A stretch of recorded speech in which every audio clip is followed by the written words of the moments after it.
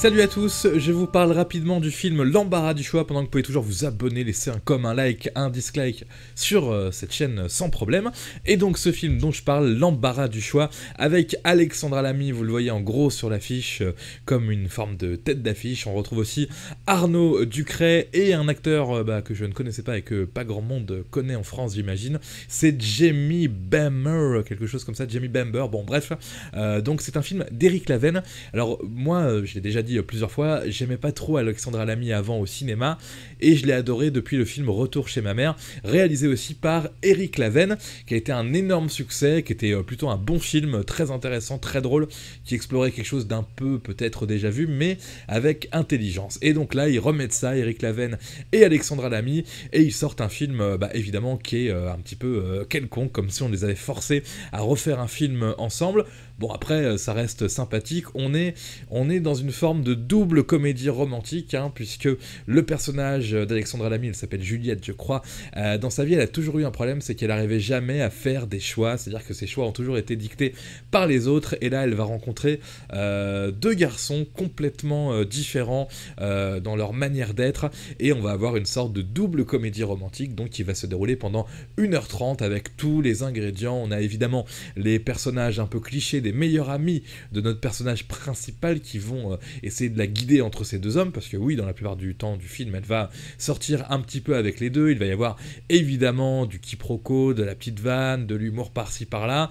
Arnaud Ducret, comment dire, moi j'ai toujours aimé ce qu'il faisait au cinéma, à part dans ce film-là où franchement il joue le rôle d'une sorte de cuisinier avec un petit peu l'accent du sud-ouest ou de Clermont-Ferrand, je sais plus. Bon, voilà, c'est pas exceptionnel, mais bon, c'est pas non plus le film le plus connu avec Arnaud Ducret, qui est pas mal.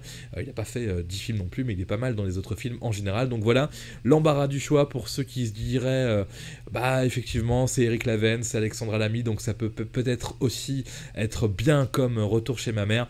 Là on est d'accord que rien à voir, c'est beaucoup moins bien, c'est beaucoup moins travaillé, et ça n'a pas un énorme intérêt. Voilà, ça reste une énième sorte de comédie romantique avec Alexandra Lamy, et avec cette situation où elle hésite entre deux personnes. Je peux pas dire grand chose de plus. Petit film français, à peine correct, sympathique, mais franchement, Éric Laven nous a habitués à beaucoup mieux. Comme d'habitude, vous pouvez donc laisser un commentaire, me dire si vous êtes d'accord, pas d'accord avec moi. Peut-être que des gens, ont adoré ce film, ça m'étonnerait. Je trouve que c'est pas le genre de film qu'on peut adorer. On peut le regarder, passer un bon moment, mais franchement, voilà. Juste parce que je parlais d'Éric Laven, moi j'avais adoré Retour chez ma mère, et là je suis en train de regarder sa filmographie. Protéger et servir, que j'avais bien aimé en 2010, mais bon, pas non plus Incognito, je m'en souviens plus. Poltergeist, je ne l'ai pas vu en 2006. Bienvenue à bord, je ne l'ai pas vu non plus. Barbecue, je n'ai pas vu non plus. Donc j'ai pas vu beaucoup de films d'Éric Laven. J'ai surtout adoré Retour chez ma mère, et ce qui était l'avant-dernier film, et celui-ci de 2017, L'embarras du choix, qui, vous l'aurez compris, est beaucoup moins bien.